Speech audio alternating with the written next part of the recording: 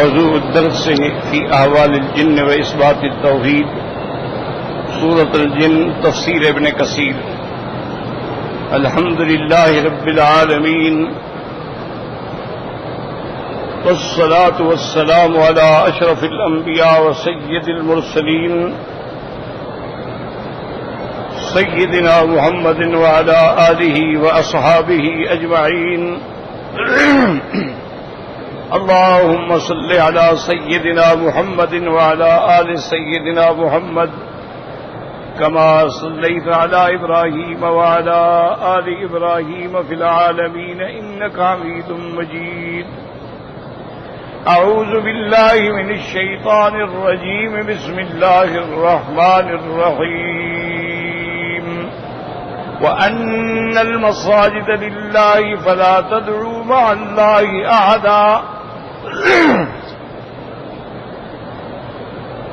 وأنه لما قام عبد الله يدعوه كادوا يكونون عليه لبدا.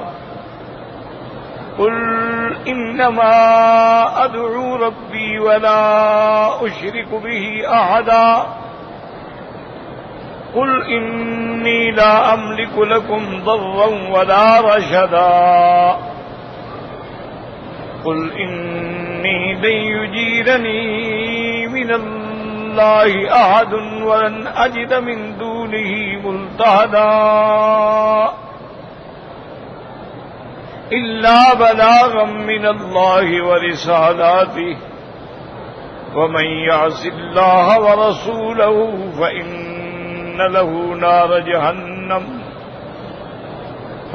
له نار جهنم خالدين فيها أبدا حتى إذا رأوا ما يوعدون فسيعلمون من أضعف ناصرا وأقل عددا. قال المؤلف والمفسر رحمه الله تعالى: أدام النفع بعلومه وعلومكم في الدارين آمين إلى أن قال. وقال قتادة رحمه الله تعالى في قوله: وأنه لما قام عبد الله يدعوه كادوا يكونون عليه لبدا. قال: تلبدت الإنس والجن على هذا الأمر ليطفئوه فأبى الله إلا أن ينصره ويمضيه ويظهره ولا من ناوأه. فهذا قول صالح وهو مروي عن ابن عباس ومجاهد وسعيد بن جبير. وقول ابن زيد وهو اختيار ابن جرير وهو الأظهر لقوله بعده. اب مفسر رحمۃ اللہ علیہ فرماتے ہیں کہ حضرت قتادہ رحمۃ اللہ علیہ نے اس آیت کی تفسیر میں ارشاد فرمایا ہے کہ وَأَنَّهُ لَمَّا قَامَ عَبْدُ اللَّهِ يَدْعُوهُ كَانُوا يَكُونُونَ عَلَيْهِ لِبَدًا.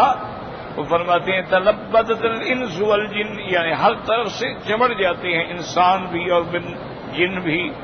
کیوں؟ لِيُطْفِئُوهُ ہو تاکہ اللہ کے دین کی دعوت کو بجھا دیں، ختم کر دیں اللہ تعالیٰ کے قرآن، کیونکہ کافروں کے مختلف حربے ہوتے تھے. وقال الذين كفروا لا تسمعوا لهذا القرآن والغوا فيه. کافر کہتے تھے کہ جب حضور تلاوت فرمائیں تو شور مچاؤ تاکہ کسی کو بات جو ہے پہنچ ہی نہ سکے. اور کبھی کبھی ایسا بھی ہوتا تھا کہ حضور صلی اللہ علیہ وسلم اللہ کے دین کی دعوت دیتے تھے اور مشرکین مکہ جو ہے نعوذ باللہ آپ کے پیچھے پیچھے چلتے تھے اور لوگوں سے کہتے تھے لوگوں خیال نہ کرو یہ دیوانہ ہے. اور کبھی کبھی نعوذ باللہ حضور صلی اللہ علیہ وسلم پر پتھر برساتے تھے. کبھی حضور صلی اللہ علیہ وسلم کے راستے میں کانٹے بکھارتے تھے.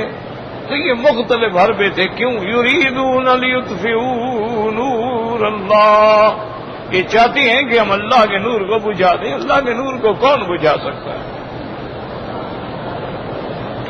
اب مفسر رحمۃ اللہ علیہ فرماتی ہیں کہ یہ قول جو ہے وہ چاہتے تھے کہ تاکہ یہ دین مٹ جائے، لیکن اللہ تبارک و تعالی نے فرمایا کہ قطعی نہیں ہو سکتا، میرا دین کبھی ختم نہیں ہوگا. الا ان ينصرہ، میں اپنے نبی کی مدد کروں گا. وَيُمْضِيَهُ وَيُظْهِرَهُ وَلَا مَن نَّاوَأَهُ، اور جو اس سے دشمنی کرے گا اس پہ میں اپنے پیغمبر کو غالب کر دوں گا، تو دین اسلام جو ہے وہ ہر حال میں غالب ہو کے رہے گا۔ اور یہ ایک قاعدہ ہے، ہمیشہ یاد رکھ لو،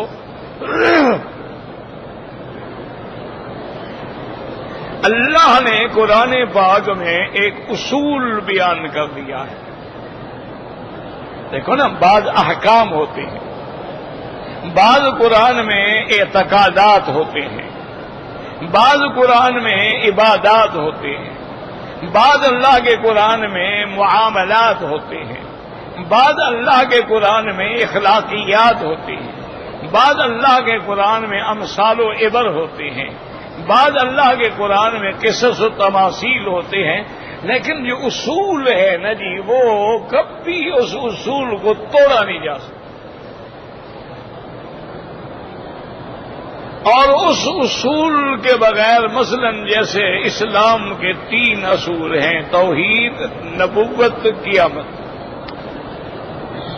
اگر ان 3 پر آدمی کو کسی ایک میں بھی ایمان میں لچک ہے تو وہ مسلمان نہیں ہو سکتا۔ مثلا اللہ رسول کو مانتا ہے لیکن قیامت کو نہیں مانتا، تب بھی مسلمان نہیں۔ اللہ کو مانتا ہے، رسول کو بھی مانتا ہے، لیکن اپنے عقل سے مانتا ہے کہ بھئی یہ جو ہے صورت بشری ہے لیکن بشر نہیں ہے، تب بھی وہ کافر ہو جاتا ہے۔ اسی طرح ایک آدمی کہتا ہے کہ جی ٹھیک ہے بس قیامت ہوگی، لیکن وہاں کوئی میزان یا صراط یا اعمال یا وزن اعمال یہ نہیں ہوگا، تو تب بھی ہو، تو یہ اصول دین ہے، یاد رکھو۔ اسی طرح اللہ نے ایک اصول بیان فرمایا، ان قل جاء الحق وزهق الباطل ان الباطل كان زهوقا۔ اللہ نے فرمایا میرے محبوب اعلان کرو، اب حق آ گیا، باطل بھاگ گیا، ختم۔ اور ان الباطل کان زہوقا کہ باطل مٹنے والا ہے۔ تو اب اس پر غور کریں، بڑا اشکال ہوتا ہے کہ بھئی جب باطل مٹنے والا ہے تو کفار کیسے ترقی کر رہے ہیں؟ وہ تو باطل ہے،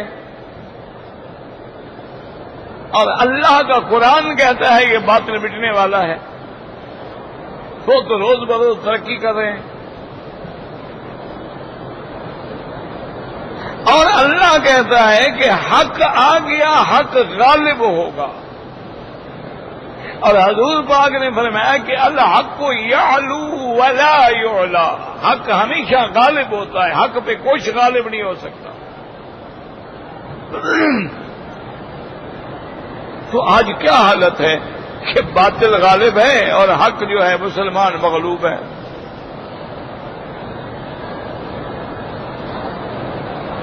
ہر جگہ دیکھ لیں، پورے بلاد اسلامیہ میں دیکھ لیں، اللہ معاف فرمائے، مسلمان جو ہیں وہ بالکل کار مذلت میں گرے ہوئے ہیں۔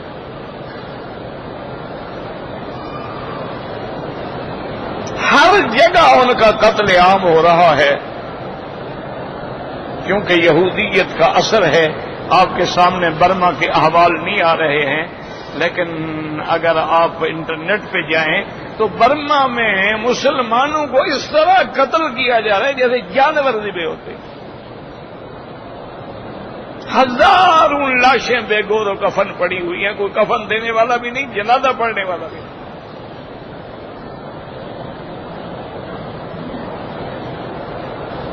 مجال ہے کہ کسی میڈیا نے آج تک وہ دکھلایا ہو۔ آخر مسلمانوں کو کیا ہو گیا ہے؟ یہ کیوں اتنا بے حس، بے ضمیر، بے غیرت ہو چکے ہیں کہ ان کی خبر ہی کوئی نہیں، اور مظلوم ذبح ہو رہے ہیں، مظلوم، کوئی جرم بھی نہیں۔ اور یہ نہیں کہ چلو 100-200 آپ کے ہاتھ ہوتا ہے 2 آدمی مر گئے 10 مر گئے 20 مر گئے، وہاں ہزاروں کی تعداد میں ان کو ذبح کیا جاتا ہے اور جنگلوں میں لاشیں پڑی ہوئی۔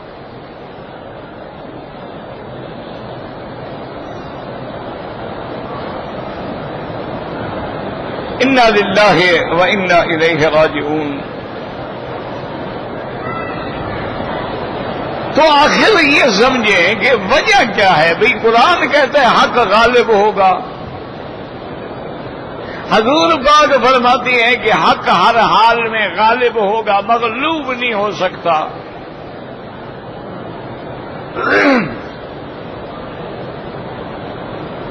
اور آج ہمارا عالم جو ہے، ہمارے احوال جو ہے وہ یہ ہے کہ حق جو ہے وہ مغلوب ہے اور باطل غالب ہے۔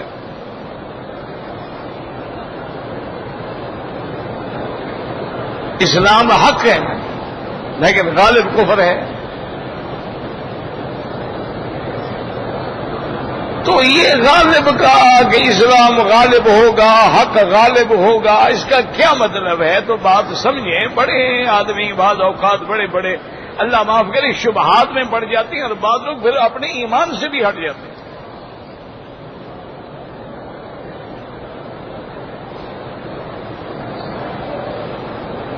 مسئلے کو سمجھیں تو بعض علماء کرام اور مفسرین اعظام نے تو یہ جواب دیا ہے بھی حق غالب ہے، اس پہ کوئی غالب نہیں آ سکتا، حق سر بلند ہے، حق کامیاب ہے۔ انہوں نے کہا اس کا مطلب ہے یعنی قیامت میں آخر میں والعاقبۃ للمتقین، کامیابی جو ہے متقین کے لیے ہوگی۔ انہوں نے کہا دنیا جو ہے یہ تو دار العمل ہے اور دار الابتلاء ہے، اختبار ہے، اصل کامیابی ناکامی تو آخرت کی ہے نا۔ تو وہاں پر حق جو ہے غالب ہوگا، اسلام غالب ہوگا، دین غالب ہوگا، مومنین کامیاب ہوں گے، کافر خسران میں ہوں گے، جہنم میں ہوں گے، ذلت میں ہوں گے، اور ان کو اس دن اعتراف کرنا پڑے گا کہ ہائے کاش ہم بھی مسلمان ہوتے، یا لیتنا اطعنا اللہ و اطعنا الرسول۔ ایک معنی یہ ہے، یاد ایک معنی یہ ہوتا ہے کہ حق غالب ہے، دین حق غالب ہے۔ کیا معنی؟ یعنی قوت استدلال سے کہ آج اگر کوئی باطل مثلا مرزائی ہے، یہودی ہے، نصرانی ہے، بدھ ہے، یہودی ہے، ہندو ہے، اگر اسلام کے مقابلے پہ آ کر دلائل سے بات کرے تو اسلام غالب آئے گا۔ اسلام کبھی مغلوب نہیں ہو سکتا۔ اسی لیے آپ دیکھ لیں کہ ہر دور میں زمانے اصحاب رسول اللہ میں صلی اللہ علیہ وسلم یعنی بڑے بڑے باطل فرقے پیدا ہو گئے، روافض پیدا ہو گئے، خوارج پیدا ہو گئے۔ ان کے بعد پھر معتزلہ کا دور آ گیا، پھر قدریہ، کرامیہ، جہمیہ، مشبہہ، بڑے بڑے فتنے پیدا ہو گئے۔ لیکن اللہ نے ہر دور میں علماء حق کو پیدا کیا جنہیں مقابلہ کیا اور غالب آئے۔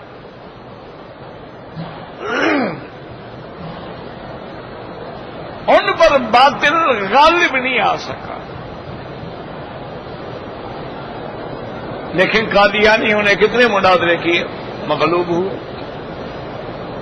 ایک دو آخری بحث تو پارلیمنٹ میں ہوئی نا، جہاں سب ایم این اے بیٹھے ہوئے تھے اور جہاں اسپیکر ہے، اسمبلی ہے، بڑے پڑھے لکھے لوگ ہیں، اور وہاں خود مرزا ناصر ہے اور ادھر وسط مفتی محمود ہیں، اور یحییٰ بختیار تو بحیثیت وکیل کے اس کو قانونی طور پہ اس کی منہ شگافیوں کو ترتیب دے رہا تھا، اصل دلائل تو علماء دے رہے تھے۔ وہ تو قانونی لوگ پلک سنوار رہا تھا۔ لیکن نتیجہ کیا نکلا کہ آخر مرزا ہار گیا اور متفق علیہ کفر کا فتویٰ آیا، باطل ہار گیا۔ جب آپ ساری تاریخ اٹھا کے دیکھ لیں کہ خوارج نے مناظرے کیے، صحابہ کے ساتھ مناظرے ہوئے لیکن ہار گئے۔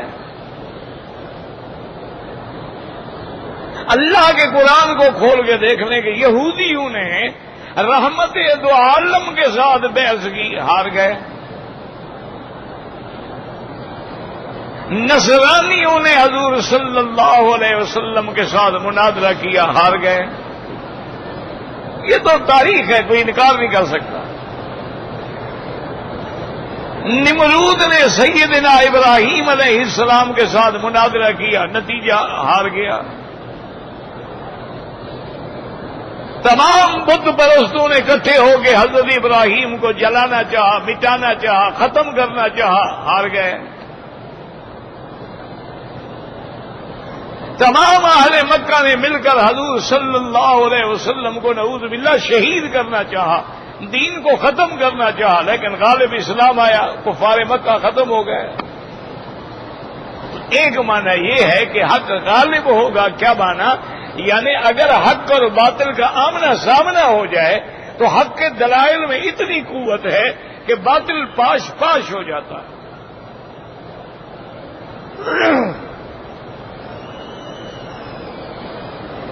کوئی ایک بات دیکھ لیں، یعنی آپ اندازہ کریں کہ حضور صلی اللہ علیہ وسلم کی زندگی میں کتنے ربیع الاول آئے. حضرت ابو بکر کے زمانے میں کتنے ربیع الاول آئے. حضرت عمر، حضرت عثمان، حضرت علی، حسنین کریمین، اور ان کے بعد اسی طرح دیکھتے آئے حضرت علی ہجویری، حضرت قادر جیلانی، اسی طرح امام شافعی، امام مالک، امام احمد بن حنبل، امام ابو حنیفہ رحمہ اللہ. سب کی زندگی میں ربیع الاول آتا رہا کہ اب وہ مہینہ نہیں ہوتا تھا ان کی زندگی میں. اگر ان کی زندگی میں آتا رہا تو کیا انہوں نے جھنڈیاں لگائیں، انہوں نے جلوس نکالے، انہوں نے صلاۃ و سلام کی مجلسیں سجائیں؟ اگر نہیں سجائیں صاف بات ہے کہ باطل ہے. ایک واضح بات ہے، ضد کا تو کوئی علاج نہیں نا دنیا میں. تو باطل کبھی جیت نہیں سکتا. ایک اصولی بات یاد رکھیں دلائل کے اعتبار سے. ایک بات یہ، اور دوسری بات جو ہے، بعض علماء محققین نے اللہ ان کی قبروں پہ کروڑوں رحمتیں فرمائے، انہوں نے فرمایا اللہ کا فیصلہ کبھی غلط نہیں ہو سکتا. وَمَنْ أَصْدَقُ مِنَ اللَّهِ قِيلًا، اللہ سے زیادہ سچ کہنے والا کون ہے؟ وَمَنْ أَصْدَقُ مِنَ اللَّهِ حَدِيثًا، اللہ کی بات سے کس کی بات زیادہ سچی ہے؟ انہوں نے کہا بات سمجھو، حق غالب ہوتا ہے، باطل مغلوب ہوتا ہے، لیکن جب باطل کچھ حق کی چیزیں ساتھ لے لیتا ہے تو وہ بھی چلنا شروع ہو جاتا ہے، اور جب حق والے باطل کی چیزیں لے لیتے ہیں تو وہ مغلوب ہونا شروع ہو جاتے ہیں. بات سمجھیں، یہ بڑی باریک بات ہے، اللہ کرے سمجھ آ جائے. یہ بہت دقیق بات ہے، بڑی باریک بات ہے. اس کے سمجھنے کے لیے تھوڑی سی توجہ رکھیں. انہوں نے کہا مثلا باطل کامیاب کیوں؟ انہوں نے کہا باطل نہیں کامیاب ہو سکتا، اس نے حق کا کچھ حصہ اپنے ساتھ لگا لیا ہے. مثلا حق ہے، صداقت ہو، امانت ہو، دیانت ہو، کافروں کے اندر موجود ہے. تو کاروبار میں ہیں، اتنے سچے ہیں، مجال ہے کبھی جھوٹ بولے. انہوں نے لکھا ہے کہ تھان میں 30 گز ہے، 30 گز ہوگا. انہوں نے لکھا ہے کہ اس تھان کے اندر کوئی نقص نہیں ہے، نہیں ہوگا. انہوں نے لکھا ہے کہ یہ واش اینڈ ویئر ہے، واش اینڈ ویئر ہوگا. انہوں نے لکھا 100 کارٹن ہے، 100 کارٹن ہوگا. انہوں نے کہا جی یہ 20-80 کا یعنی مکسنگ ہے، اسی طرح ہوگا. انہوں نے کہا جی 30 اور 70 کا مکسنگ ہے، اسی طرح. مجال ہے جھوٹ ہو، وہ حق لے لیا انہوں نے تو کامیاب ہونا شروع ہو گئے. باطل نہیں کامیاب ہو رہا، کامیاب حق ہو رہا ہے. وہ جو بات کہتے ہیں اس سے صداقت ہے، کبھی جھوٹ نہیں بولتے، کبھی دھکا نہیں دیتے، سیدھی لائن بنا کے کھڑے ہو جائیں گے. کبھی وہ اپنی گاڑی ایسی جگہ پارک نہیں کرتے کہ دوسرے کو آگے تکلیف ہو. کبھی یہ نہیں ہو سکتا کہ ڈپٹی 7 بجے ہے تو ماشاءاللہ ہمارے مسلمانوں کی طرح کلمہ شریف پڑھنے والوں کی طرح 11 بجے آئیں گے. وہ ٹھیک 7 بجے آئے گا، 5 منٹ پہلے آ جائے گا. یعنی آپ حیران ہوں گے. مجھے گھٹنوں کی تکلیف ہے، بہت پرانی تکلیف ہے. میں وہاں نیو یارک میں، نیو جرسی میں تھا، تو مجھے کسی نے کہا کہ اتفاق سے آپ آئے ہیں تو یہ اپنے گھٹنے وٹنے دکھلا دے. لوگ آتے ہیں علاج کرانے کے لیے، آپ کو تو اللہ ویسے لے آیا ہے نہ دین کے لیے لے آیا. میں نے کہا بھی پتہ کرو، میں تو مسافر. انہوں نے کہا جی ہاں ایک ہسپتال ہے، رائل کینیڈی ہاسپٹل ہے، اس میں ایک ایڈورڈ ہے امریکن جو پروفیسر ہے نی کا، اگر اس کا ٹائم مل جائے تو وہ بالکل یعنی اس مسئلے کے اندر جو ہے نا وہ اتھارٹی ہے. لیکن انہوں نے کہا کہ حضرت آپ کے پاس تو 2-3 دن میں، اور اس کے پاس تو شاید 1 مہینے میں بھی ٹائم نہ ملے. ہم کوشش کرتے ہیں کہ ٹائم لیں، لیکن ایسا کرتے ہیں کہ جب آپ باقی دورہ کر کے واپس آئیں تو اس وقت دکھا دیں. میں نے کہا ٹھیک ہے. میں نے ویسے ڈائری کھولی تو ایک میرا کسی ڈاکٹر کا نام اور نمبر لکھا ہوا تھا، اور کسی پاکستانی ڈاکٹر کا، ڈاکٹر سکندر بھٹی کا. میں نے اس کو ٹیلی فون کیا، وہ تو بڑا خوش ہوا. انہوں نے کہا حضرت آپ بات کر رہے ہیں، بات کیا ہے؟ میں نے کہا یار مجھے یہ تکلیف ہے اور میں فلاں ڈاکٹر کو دکھانا چاہتا ہوں. انہوں نے کہا میں اس کا اسسٹنٹ ہوں، اسی کے تابع کام کرتا ہوں. میں ابھی اپنے استاد سے بات کر کے آپ کو بتاتا ہوں. اس نے اپنے استاد سے کہا، پروفیسر سے کہا کہ اس طرح ہمارے استاد ہیں، میرے والد کے بھی وہ استاد ہیں اور مکہ سے آئے ہیں اور ان کو گھٹنوں میں تکلیف ہے، وہ دکھانا چاہتے ہیں. اس نے کہا دیکھو بیٹا، تمہیں پتہ ہے میرا سارا شیڈول تمہارے سامنے ہے، تمہارے پاس ہی تو آتا ہے شیڈول، تم ہی تو یعنی اپائنٹمنٹ دیتے ہو. لیکن میں مکی صاحب کے لیے یہ کرتا ہوں کہ میری ڈیوٹی شروع ہوتی ہے 7:30 بجے سے، تو ان کے لیے میں ہسپتال میں 7 بجے آ جاؤں گا. میں کسی دوسرے کا وقت ضائع کرنا نہیں چاہتا. انہیں کہیں کہ وہ 7 بجے آ جائیں، ان کو دیکھ لوں گا، پھر میں اپنی ڈیوٹی شروع کر لوں گا. دیکھو کافر ہیں. وہ کہتا ہے میں نے جن لوگوں کو اپائنٹمنٹ دیا ہے اس میں حضرت تو بدل نہیں ہوگا. تو اب وہ یہ باتیں تو اسلام کی تھی نا جو انہوں نے اپنا لی. تو جب انہوں نے حق لے لیا تو ان کا باطل جو ہے وہ چل پڑا. اچھا ہم جو حق والے تھے ہم نے جناب جھوٹ کو ایمان بنا لیا، ہم نے رشوت کھانے کو قابلیت سمجھ لیا، ہم نے کرپشن کرنے کو کہا کہ عالی دماغ ہے. دیکھو جی کل یہ بیچارے کے پاس ہزاروں نہیں ہوتے تھے، آج کروڑوں کا مالک ہے. دماغ ہے نا جی، عقل ہے نا جی، یہ نہیں کہ حرام کھا رہا ہے. تو ہم نے باطل لے لیا، حق ہمارا دب گیا. انہوں نے ہمارے حق کو لے لیا، ان کا باطل جو تھا وہ چڑھ گیا. ورنہ اللہ کا فیصلہ وہی ہے کہ حق غالب ہوگا اور باطل ہی مغلوب ہوگا. تو ہمیشہ یہ بات یاد رکھیں کہ اللہ کے قواعد اور وہ یار کیا مصیبت ہے. لا حول ولا قوت الا باللہ العلی العظیم. اب یہ بھی تو ماشاءاللہ مسلمان ہیں نا جی، ایک چیز ہے وہ صحیح نہیں کریں گے. وہ آپ کو کبھی کوئی چیز بیچتے ہیں جب تک تجربہ نہ کریں.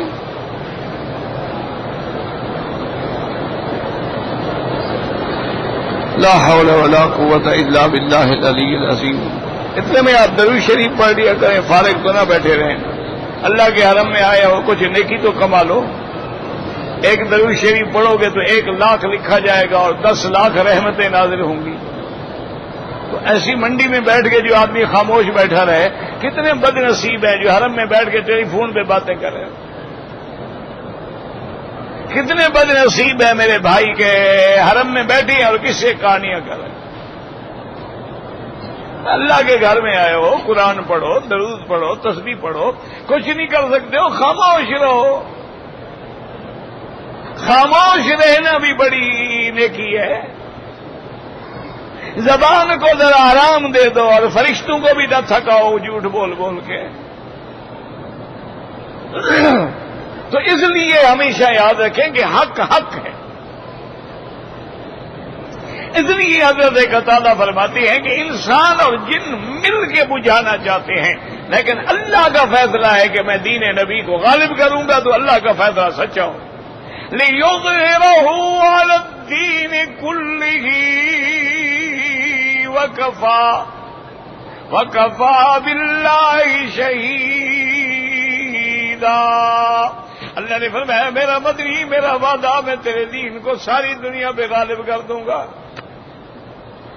اور یاد رکھو دین تو غالب ہوگا، لیکن پتہ نہیں ہماری قسمت ہوگی یا نہیں ہوگی، دین تو ہر حال میں غالب ہوگا۔ اللہ نے چاہا اگر کہ اس قوم سے امید نہیں ہے، وہ تو کہتے ہیں وَيَسْتَبْدِلْ قَوْمًا غَيْرَكُمْ ثُمَّ لَا يَكُونُوا أَمْثَالَكُمْ۔ اسی طرح ہمارے بزرگوں نے، بہت بڑے بزرگ امام انقلاب حضرت سندھی رحمت اللہ علیہ نے لکھا ہے کہ میں جب پڑھتا ہوں کہ دین اسلام غالب ہوگا اور پھر مسلمانوں کی حالت کو دیکھتا ہوں تو مجھے شرم آتی ہے۔ آخر میں اس نتیجے پہ پہنچا ہوں ایک وقت آئے گا کہ اللہ پورے یورپ کو مسلمان کر دے گا اور ان کی وجہ سے اسلام غالب ہو جائے گا۔ انہوں نے کہا ہم تو مردہ لوگ ہیں نا، ہم تو مردہ ہیں اور مردہ کو پوجنے والے ہیں، ہم نے زندوں کو پتھر مارا ہے اور مردوں کو سجدے کیے ہیں۔ جب تک اہل حق زندہ رہے ہم نے وہاں بھی کہا، گالیاں دی، پتھر مارے، مسجدوں سے نکالا، اور جب فوت ہو گئے سجدے کیے۔ وہ ہمارے ایک بزرگ عالم ہیں، وہ بہت بڑے عالم ہیں، بڑے ماشاءاللہ عالم بھی ہیں اور بڑے مفکر بھی ہیں اور مناظر بھی ہیں، ماشاءاللہ زندہ ہیں، اللہ کا شکر ہے۔ تو وہ کبھی کبھی لطیفہ سناتے تھے، لطیفہ ہے ان کا۔ وہ کہتے تھے مکی صاحب اللہ تو غالب ہے، اگر اللہ نے چاہا اور ہندو مسلمان ہو گئے، یہ تو انشاءاللہ ہمارے بریلویوں کے ساتھ مل جائیں گے۔ نے کہا بھی وہ کیوں؟ نے کہا بھی ان میں بھی رسمیں، ان میں بھی رسمیں، وہ بھی ماشاءاللہ اپنے دیوی دیوتا کے جھنڈے گاڑتے تھے، یہ بھی ماشاءاللہ اپنے جلوس نکالتے ہیں، وہ بھی اپنے دیوی دیوتاؤں کو پھول پہناتے تھے، یہ بھی پیروں فقیروں مزاروں پہ پھول پہناتے ہیں، ان کا تو آپس میں بڑا یارانہ ہو جائے گا، اور اگر یورپ مسلمان ہوا وہ دیوبندی ہو جائے گا۔ میں کہا بھی وہ کیوں ہو جائے گا؟ انہوں نے کہا دیوبندی بھی عقل و فکر سے بات کرتا ہے، یورپین بھی عقل کی بات کرتے ہیں، تو آپس میں ان کا گزارا ہوگا نا۔ اللہ بھائی یہ ان کا لطیفہ تھا ایک، بھائی مانا یہ ہے کہ یہ رسومات ہم میں آئی ہوئی ہیں تو ہر آدمی اسی کو پسند کرے گا نا۔ تو اس لیے اللہ نے فرمایا کہ میں اپنے نبی کو ہر حال میں، اور اللہ نے حضور کی زندگی میں غالب کر دیا۔ اور اس کے بعد فرماتے ہیں قل انما ادعو ربی ولا اشرک به احدا۔ اي قال لهم الرسول لما عزوه وخالفوه وكذبوا وزادوا عليه ليفتروا ما جاء به من الحق واجتمعوا على عداوته انما ادعو ربي اي انما اعبد ربي وحده لا شريك له واستجير به واتوكل عليه۔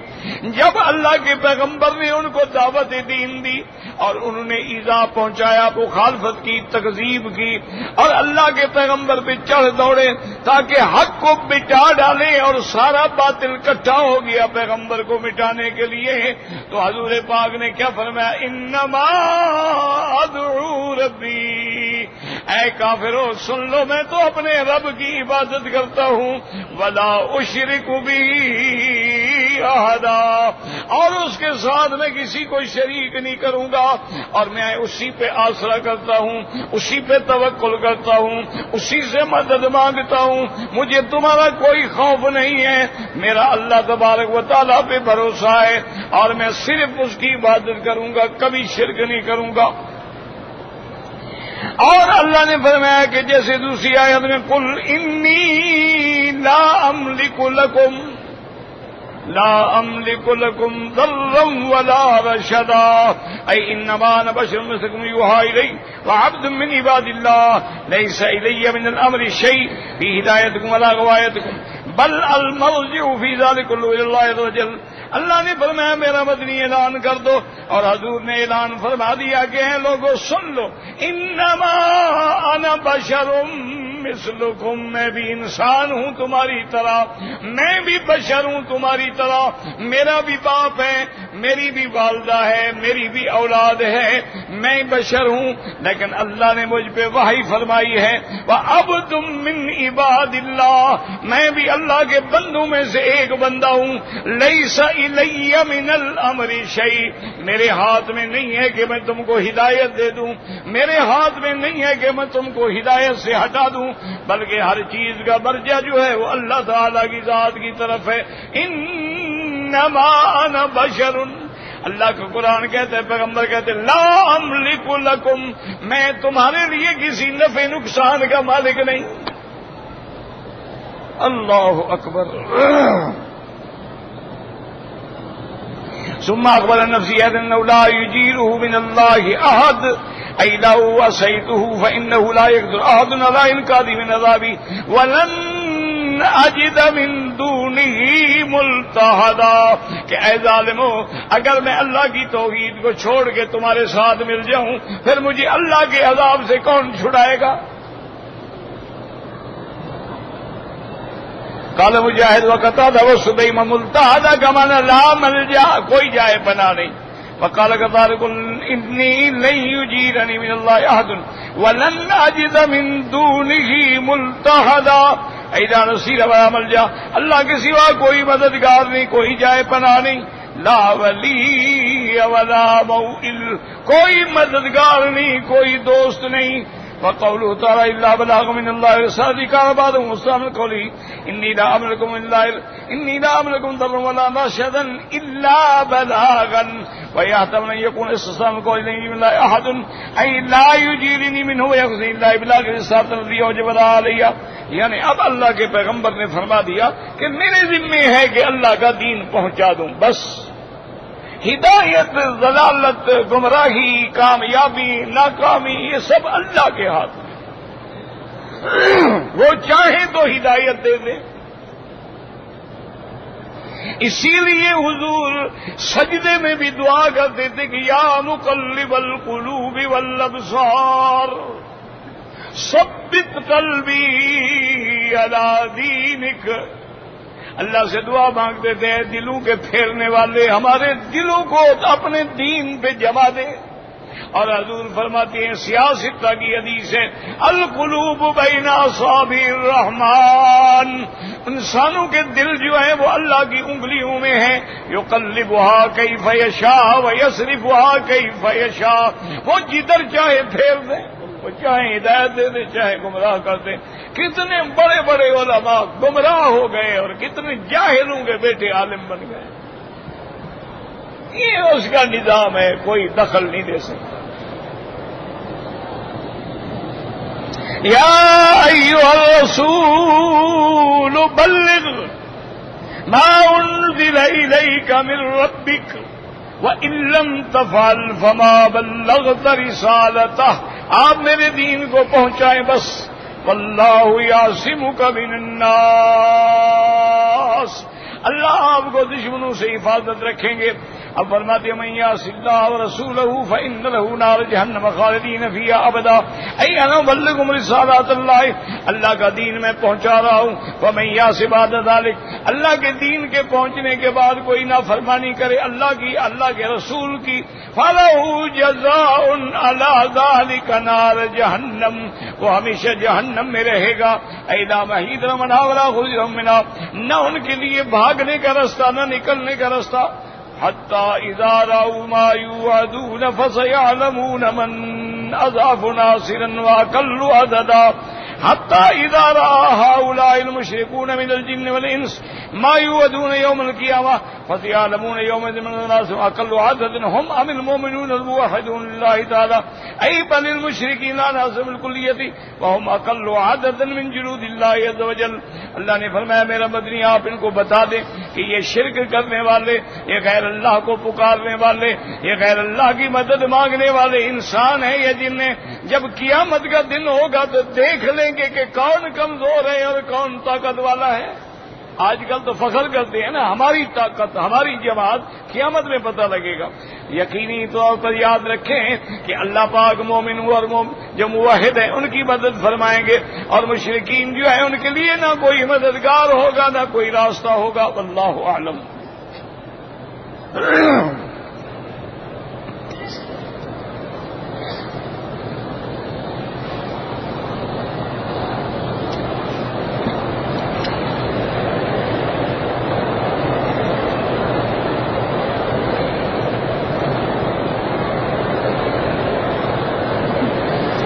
ایک آدمی طواف کے لیے گیا، اس نے ایک چکر لگایا اور پھر غلاف کعبہ کو پکڑ کر رونے لگ گیا. پھر حتیم میں چلا گیا، 2 رکعت پڑھی، بعد میں طواف پورا کیا. وہ طواف نہیں ہوا.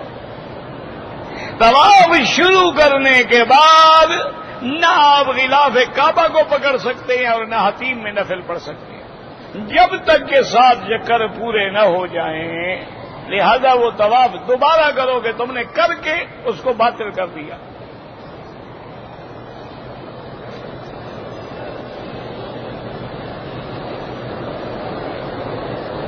کہتے ہیں جی کہ مسلک 4 ہیں بالکل، یعنی ائمہ اربعہ جو ہیں رحمت اللہ علیہم، اللہ ان سب پہ کروڑوں رحمتیں فرمائیں.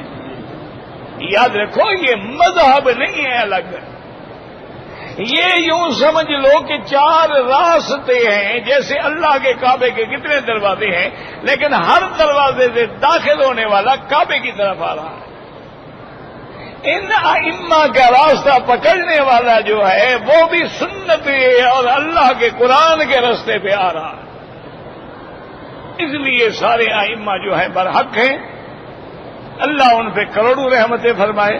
لیکن تاریخ کے اعتبار سے سب سے زیادہ مرتبہ جو ہے وہ امام ابو حنیفہ رحمت اللہ علیہ کا معلوم ہوتا ہے. اس لیے کہ امام شافعی جو ہیں مثلا وہ تو امام محمد ابن حسن الشیبانی کا شاگرد ہے، اور محمد ابن حسن الشیبانی ابو حنیفہ کا شاگرد ہے. تو امام شافعی تو شاگرد کا شاگرد ہوا. امام احمد ابن حنبل رحمت اللہ علیہ امام شافعی کا شاگرد ہے. وہ گویا شاگرد کے شاگرد کا شاگرد ہوا. اور پھر امام صاحب نے صحابہ کو دیکھا ہے. امام صاحب خیر القرون سے تعلق رکھتے ہیں اور فقہی انداز میں 12,90,000 مسئلہ جو ہے اس کو مدون کر کے پورا امت کے سامنے رکھ دیا گیا. اور وہ بھی خود بیٹھ کے فیصلہ نہیں کیا ہے. تمام اس وقت کے جو علماء تھے، جو ماہر حدیث تھے، ماہر تفسیر تھے، ماہر ادب تھے، ماہر قواعد تھے، جیسے امام ابو یوسف ہے، امام محمد ہے، امام ظفر ہے، امام حسن ہے، سب کو ساتھ بٹھایا. ہر مسئلے پہ بحث کرنے کے بعد جب پاس کیا تو پھر وہ مسئلہ جو ہے لکھ کے رکھ دیا گیا. تو ویسے تو سارے ائمہ برحق ہیں، اللہ تعالیٰ ان کی قبروں پہ کروڑوں رحمتیں نازل فرمائے. ہم تو سب کا احترام الحمدللہ کرتے ہیں اور سب کو حق سمجھتے ہیں. فرق اتنا ہوتا ہے کہ جس علاقے میں جس مسلک کی فقہ جاری ہوتی ہے اس نے اسی کی کتابیں پڑھی ہیں تو وہ اسی کی بات کرے گا. اب آپ انڈونیشیا میں چلے جائیں، ماشاءاللہ امام شافعی رحمت اللہ علیہ کی بات ہوگی. آپ اگر سوڈان میں افریقہ میں چلے جائیں تو امام مالک رحمت اللہ علیہ کے مسئلہ کی بات ہوگی. اگر آپ ماورا النہر افغانستان اور ترکی اور بنگلہ دیش اور ہندوستان پاکستان تو حنفی مسئلہ کی بات ہو. یہ تو جو فقہ جہاں پہنچی ہے اسی کو اللہ نے رواج دیا ہے. اور یہ بھی یاد رکھو یہ جتنے چارے امام ہیں جو مسائل منسوس ہیں ان میں کبھی یہ اجتہاد نہیں ہوتا. قرآن میں مسئلہ موجود بات ختم, حدیث پاک میں مسئلہ موجود ہے مسئلہ ختم. اجتہاد وہاں ہوتا ہے اصول میں نہیں فروع میں ہوتا ہے, اور فروع میں بھی وہ جہاں نص نہ ملے وہاں اجتہاد کے سوا حل کوئی نہیں. اب ضد کا تو کوئی علاج نہیں نا, لیکن جہاں نص نہیں, نہ ہمیں قرآن ملتا ہے نہ حدیث میں, تو وہ بھی پھر حضور کا فرمان ہے. جب آپ نے حضرت معاذ سے پوچھا کہ اگر کوئی مسئلہ ہو کیسے فیصلہ کرو گے, انہوں نے فرمایا کہ کتاب اللہ کے قرآن سے. آپ نے فرمایا کہ علم تجد, اگر قرآن میں نہ ہو تو کہا سنت رسول اللہ کے نبی کی سنت سے. آپ نے فرمایا اگر حدیث میں بھی نہ ہو, فرمایا اجتہد برائی, پھر حضور میں اجتہاد کروں گا. آپ نے دعا فرمائی, آپ نے فرمایا یا اللہ اپنے نبی کے قاصد کو اور زیادہ علم عطا فرما. اجتہاد وہاں ہوتا ہے. یہ تو ایسے ہے نا, لوگ لڑا دیتے ہیں نا, یہ جی یہ تقلید ہے. اللہ کے بندے بات کو سمجھو, جھگڑوں میں نہ پڑو خدا کے لیے. جھگڑے کا نتیجہ یہ نکلتا ہے کہ آدمی زیادہ حق سے ہٹ جاتا ہے. ہمیشہ اعتدال کا دامن ہاتھ میں رکھو. جو مسائل منسوس ہیں اس میں کبھی اجتہاد یا اختلاف ہوتا ہی نہیں. اب دیکھو نا, مغرب کی 3 رکعتیں, کوئی امام کہتا ہے کہ 4 رکعتیں. بات ہے واضح ہے, اس میں کیا ہو سکتا ہے. اگر اجتہاد کی ضرورت آئے گی تو وہاں کے بھئی آمین زور سے کہیں یا آہستہ کہیں, تو احناف نے ابو حنیفہ کی اجتہاد کو اور تحقیق کو ترجیح دی کہ بھی آمین دعا ہے, اور دعا کا فلسفہ ہی یہ ہے کہ آہستہ کی جائے. بعض ائمہ کرام نے ایک ظاہر حدیث مبارک سے لے لیا کہ آمین کو زور سے کہا جائے. تو کوئی اب اس آمین تو دونوں کہہ رہے ہیں نا, آمین کا تو کوئی بھی منکر نہیں. ایک آہستہ کہہ رہا ہے, ایک زور سے کہے تو دونوں رہے ہیں نا. جھگڑا کیا ہے پھر, لڑائی کس بات کی ہے.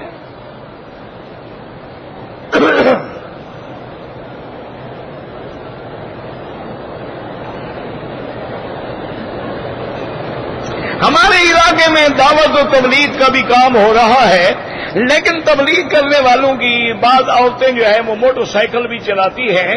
تو اس میں ان کا کیا گناہ ہے میرے بھائی؟ نہ تمہارا کیا خیال ہے؟ اب تمہارے پیچھے بیٹھ کے جائیں کہیں. اگر وہ پردہ ہے, احترام ہے, اس نے اپنے آپ کو چھپایا ہوا ہے, تو کیا تکلیف ہے پھر؟ کسی کے پیچھے بیٹھ سکتی ہے تو آگے کیوں نہیں بیٹھ سکتی؟ نہیں, یہ کوئی مسئلہ سمجھاؤ نا. یعنی گاڑی میں, کار میں تو بیٹھ سکتی ہے, اسٹیئرنگ پہ نہیں بیٹھ سکتی, کیوں؟ یعنی غیر مرد چلائے, اس کے پیچھے تو ماشاءاللہ بن سمر کے اور ٹانگیں ایک طرف لٹکا کے بیٹھے, اور خود اپنے آپ کو محفوظ رکھنے کے لیے کہ میں کسی غیر مرد کے ساتھ نہ جاؤں, مجبوری میں خود چلا لے, لیکن پردہ قائم ہو. کوئی بات. صحابیات جو ہیں وہ اونٹوں پہ نہیں بیٹھتی تھی. بعض صحابیات خود اپنے اونٹوں کو خود نہیں چلاتی تھی. ہمیں مسئلہ یہ, شیطان ہمارے دماغ میں یہ ڈالتا ہے کہ یہ دین کا جو کام کر رہا ہے نا, اس میں نقص نہیں پکڑ سکے ہو تو اس کے لڑکے لڑکیوں کے نقص بھی ڈھونڈو. اصل وہ شیطان تیرے دماغ میں خناس یہ باتیں ڈال رہا ہے. ورنہ الحمدللہ کسی دین کے تبلیغ کرنے والی کی عورتیں نہ موٹر سائیکل چلاتی ہیں نہ کاریں چلاتی ہیں.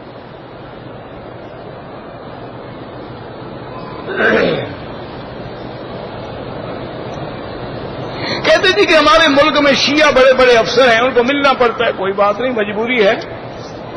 یہودی بھی افسر ہو سکتے ہیں, نصرانی بھی ہو سکتے ہیں, شیعہ بھی ہو سکتے ہیں, ہندو بھی ہو سکتے ہیں. یہ اس میں کیا ہے؟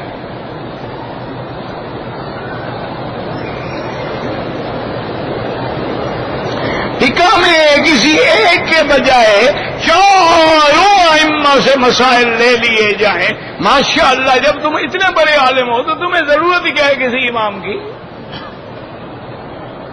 جب چاروں ائمہ کے مسائل تمہیں یاد ہیں ماشاءاللہ، تم تو یہ بھی نہیں بتا سکتے ہو کہ ہوا نیچے سے نکل جائے تو سارا وضو کیوں کریں؟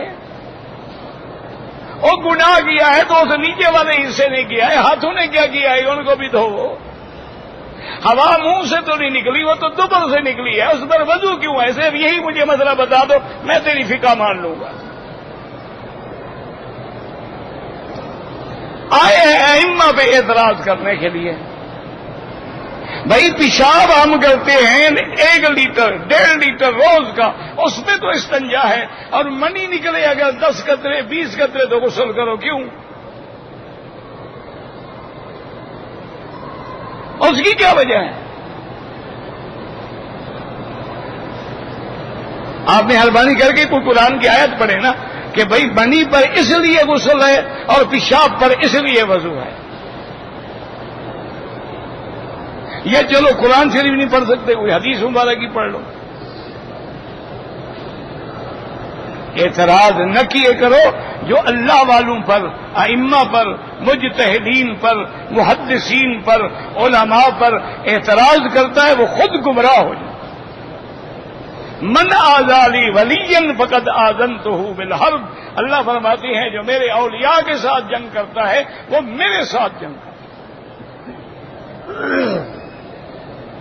مردے سنتے ہیں یا نہیں سنتے؟ جب مر جاؤ تو مجھے بتانا ٹیلی فون کر کے، میں تو ابھی زندہ ہوں نا۔ جب آپ مر جائیں نا جی بعد میں مجھے بتانا کہ سنتے ہیں کہ نہیں سنتے۔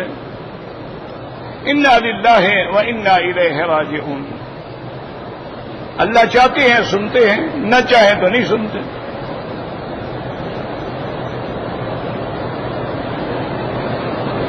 حاجی امداد اللہ صاحب نے لکھا ہوگا، یہ ان کے تصوف کے فیصلے ہیں، اور کلام صوفیہ در شریعت حجت نیست۔ علماء کا فیصلہ ہے کہ صوفی لوگوں کی باتوں کو شریعت میں حجت نہیں مانا جاتا، وہ ان کے عشق کی باتیں ہیں، وہ ان کے استغراق کی باتیں ہیں، وہ شریعت میں حجت نہیں ہیں۔ اسی لیے آپ دیکھیں حضرت گنگوہی حاجی امداد اللہ کے مرید تھے، لیکن کوئی مسئلہ ہوتا تو آپ کے خلاف فتویٰ تو لوگ کہتے حضرت آپ پیر کے خلاف فرما رہے ہیں۔ انہوں نے کہا اس لیے بیعت کی تھی میں نے کہ شریعت بدل دی، میں نے تو اپنی اصلاح کے لیے ان کو پیر بنایا ہے، باقی شریعت کا مسئلہ ہوگا تو امداد اللہ بھی گنگوہی سے پوچھے گا۔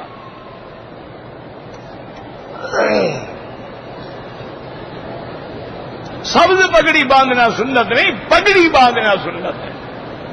سبز پگڑی تو حضور نے زندگی میں بھی نہیں باندھی، حضور پاک نے ہمیشہ سفید پگڑی باندھی ہے، فتح مکہ کے موقع پر ایک دفعہ کالی پگڑی باندھی۔ کہتے ہیں کہ دیوبندی جو ہے نا وہ نبی کو اپنے جیسا انسان سمجھتے ہیں، تو قرآن سے یہ لفظ نکال دو نا کہ انما انا بشر مثلکم، میں تمہاری طرح انسان ہوں۔ قرآن سے نکال دو دیوبندی بھی انکار کر دیں گے۔ اگر قرآن یہی کہتا ہے اور خود نبی یہ کہتا ہے انما انا بشر مثلکم، میں تمہاری طرح انسان ہوں، انسا کما تنسون، میں بھی بھول جاتا ہوں جیسے تم بھول جاتے ہو، اغضب کما تغضبون، مجھے بھی غصہ آ جاتا ہے جیسے تمہیں آتا ہے، فاذا نسیت فذکرونی، اگر میں بھول جاؤں تو مجھے یاد دلایا کرو۔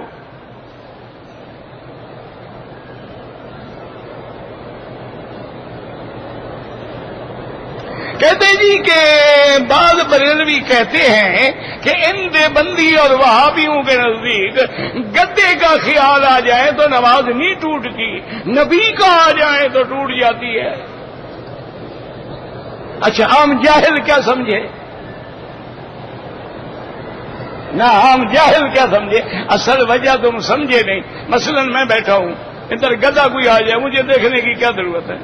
کوئی باعزت انسان آ جائے تو میں دیکھوں گا کہ نہیں دیکھوں گا؟ تو مانا یہ ہے کہ گدھے کی طرف آدمی کی توجہ نہیں جاتی. اگر نبی کا خیال آ جائے توجہ جائے گی کہ نہیں جائے گی؟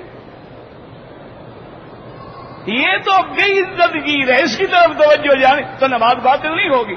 اگر ہم نے نبی کا تخیل کر لیا اور کرنا تھا اللہ کا، نماز باطل ہو جائے گی.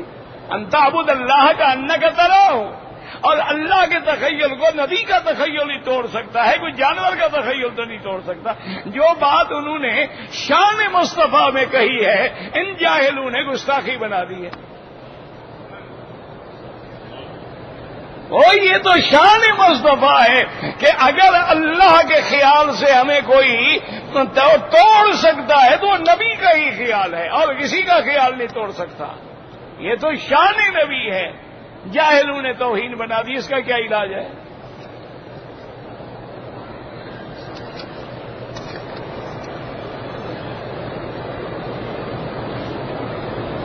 مدینہ سے جب ہم مکہ ہے تو ارادہ نہیں تھا، میں خیال تھا کہ دوسرے دن عمرہ کریں گے. پھر ارادہ تو تھا نا عمرے کا، پہلے دن نہ صحیح تو دوسرے دن کریں گے. عمرے کا ارادہ تو ہو گیا نا.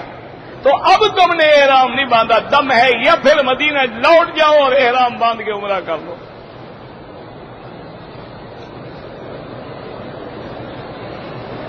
میں کسی اپنے رشتہ دار جو فوت ہو گئے ان کے عمر بالکل عمرہ کر سکتے ہیں، نیت میقات سے کریں گے.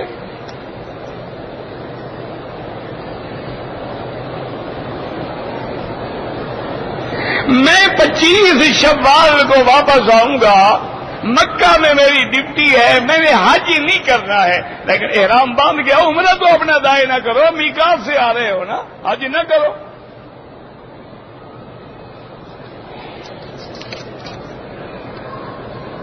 مجھے خواب کے ساتھ کوئی پتہ نہیں لگتا، کسی اور سے تعبیر پوچھیں.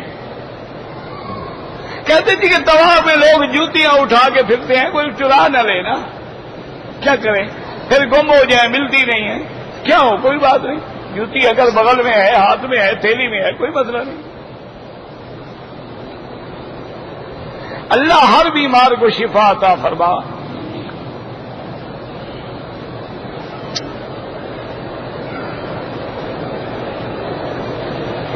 اگر لوگ قرآن کا انگلش ترجمہ پڑھتے رہیں لیکن قرآن کے لفظ نہ پڑھیں تو وہ ثواب نہیں ملے گا. ثواب تو ہوگا، بیچارہ قرآن سمجھنے کی کوشش کر رہا ہے، لیکن قرآن پڑھنے کا ثواب نہیں ہوگا.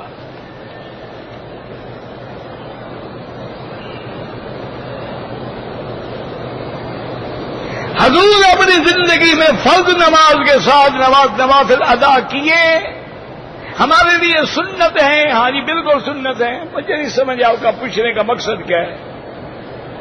اگر عورت مدینے سے احرام باندھ کے مکے میں آئی ہے اور حیض آ گیا ہے، بیٹھی رہے، جب پاک ہو غسل کر کے عمرہ کرے. اگر جانے کی تاریخ آ گئی ہے تبدیل کراؤ. بیمار ہو جائے نہ جا سکے تبدیل نہیں ہو جائے گی. دعا سیدھی اللہ سے مانگے جو اللہ پاک کے نبی نے ہمیں طواف میں سکھلائی ہے. ربنا آتنا.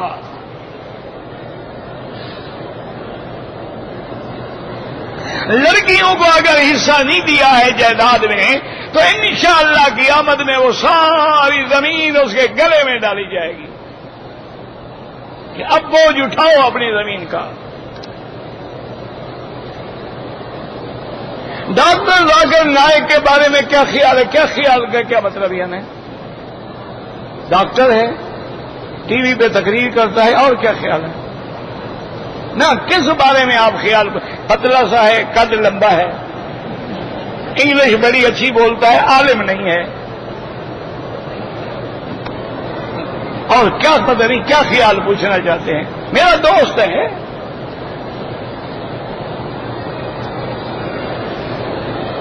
قضا نمازیں کیسے پڑھیں؟ جیسے ادا پڑھتے ہیں. قضا روزے کیسے رکھیں؟ جیسے ادا رکھتے ہیں. میرا بیٹا 12 سال کا ہے، عمرے پہ لایا ہوں، دین کی طرف توجہ کم کرتا ہے، دین والوں کی صحبت میں بھیجو.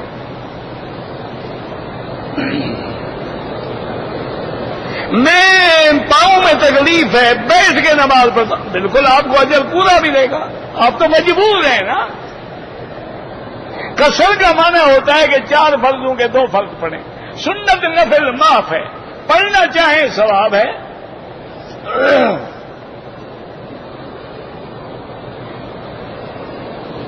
مجھے نہیں پتا، دروازوں پہ کھڑے ہوتے ہیں، پیسے لیتے ہیں، ہم سے تو زندگی میں کبھی نہیں لیے.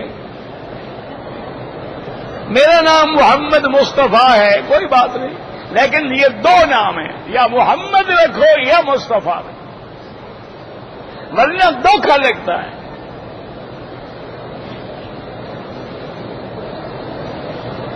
قرآن میں نے کہا تھا پہلے 10 دنوں میں، ہاں رات کو پڑھو، دن کو پڑھو، جب بھی پڑھو 10 پارے کم از کم روز کے پڑھو گے، انشاءاللہ 3 دن میں ختم ہو جائے گا.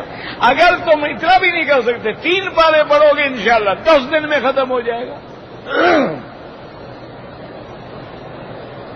میں 10 تراویح پڑھتا ہوں اور بعد میں طواف کرتا ہوں. بالکل غلط کرتے ہو. طواف نفلی عبادت ہے، تراویح سنت مؤکدہ ہے.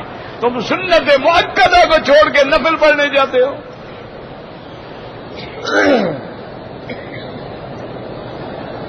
کعبے میں اور کون سی جگہ ہے ملتزم ہے، حتیم ہے، مقام ابراہیم ہے، زمزم ہے، صفا، ہر جگہ دعا قبول ہوتی ہے. رمضان کا پہلا روزہ کب ہوگا اللہ کو پتا. اتنا بڑا فقیر پیر تو میں نہیں ہوں، نہ میں ماہر فلکیات ہوں، نہ نجومی ہوں. ہمیں تو حکم ہے کہ صوموا لرؤیتہ وافطروا لرؤیتہ، دیکھ کے روزہ رکھو، دیکھ کے عید کرو.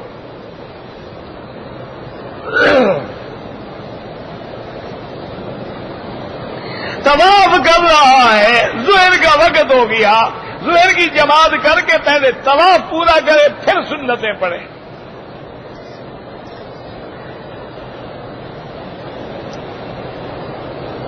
اگر ہم اپنی نماز پڑھ رہے تھے، امام کے آگے ایک عورت گزر گئی، کچھ نہیں ہوتا. لیکن آپ کو یہ پتہ ہونا چاہیے ایسی جگہ کھڑے ہوں کہ آپ کے آگے ستون ہو تاکہ کوئی گزر ہی نہ سکے.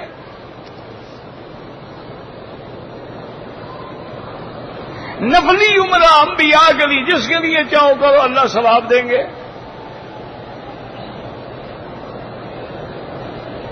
ہم فقہ حنفی پہ عمل کرتے ہیں. فجر کی نماز میں اگر جائیں اور نماز کھڑی ہو جائے، نماز میں مل جائیں، 2 رکعت سورج نکلنے کے بعد پڑھیں.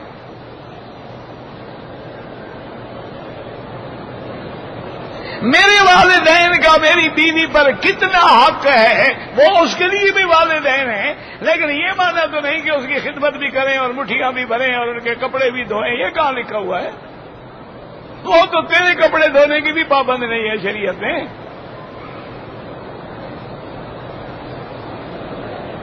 زیادہ حقوق میں جاؤ گے تو خود خراب ہو جاؤ گے. عورت تو پابند نہیں ہے کہ تیری روٹی پکائے، اس کی مہربانی ہے، اس کے ساتھ محبت رکھو کہ تمہارے والدین کی بھی خدمت کرے گی. جماعت تراویح نہ چھوڑیں، عمرہ تو نفلی عبادت ہے.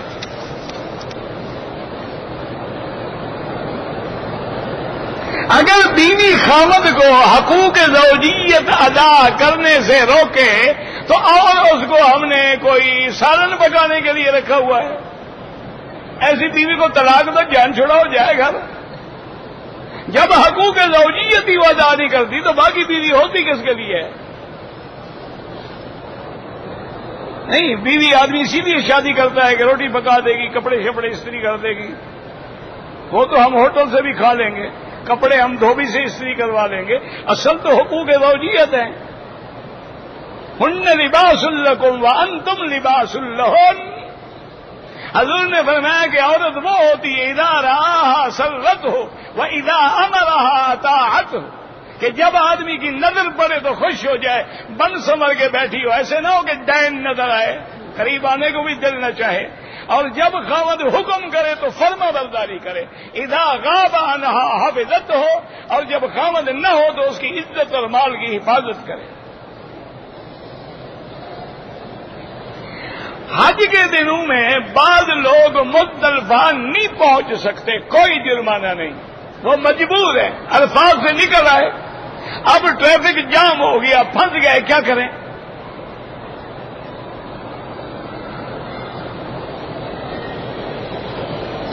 اگر میں حنفی مسلک پہ ہوں، مغرب کی اذان کے بعد 2 رکعت حنفی مسلک میں نہ پڑھنا اولا ہے۔ وہ کہتے ہیں پہلے فرض پڑھو بعد میں پڑھتے رہو۔ یہاں پر امام احمد بن حنبل رحمت اللہ علیہ کے نزدیک جائز ہے۔ اللہ کے گھر میں جو جنازہ ہوتا ہے کیسے پڑھیں؟ جیسے اپنے ملک میں پڑھتے ہو۔ پہلی تکبیر کے بعد ثنا ہے، درود ہے، دعا ہے۔